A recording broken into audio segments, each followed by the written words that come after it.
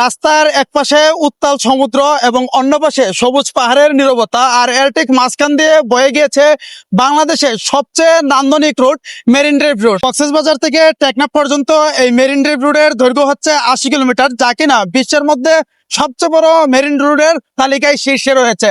আর এই marine drive রুটটি শুধু একটি রুটেই নয়, এজন্য ভ্রমণ পিপাসুদের জন্য একটি দারুণ অনুভূতির জায়গা। কক্সবাজারের এই মেরিন ড্রাইভ রুট কেবল পর্যটন খাতেই নয়, এটি লোকাল ইকোনমি এবং লোকাল কমিউনিকেশনের ক্ষেত্রে গুরুত্বপূর্ণ ভূমিকা পালন করেছে। কারণ এইরকম একটি দুর্গম এলাকাতে এত সুন্দর যাতায়াত ব্যবস্থা, যেটা অবিশ্বাস্য। এটি আপনি বাংলাদেশের আর কোথাও পাবেন না। কখনো সমুদ্রের গর্জন, কখনো সবুজ পাহাড়ের নীরবতা, কিংবা সূর্যোদয় সূর্যাস্ত, দুটোই আপনি উপভোগ করতে পারবেন এই রোডের পার ঘেঁষে যাওয়ার সময়। রাস্তার মধ্য দিয়ে যেতে যেতে আপনাদের চোখে পড়বে এরকম শত শত ঝাউ বাগান, যা কিনা এই কক্সবাজার তথা মেরিন ড্রাইভ রোডের সৌন্দর্যকে আরো দ্বিগুণ বৃদ্ধি করে দিয়েছে।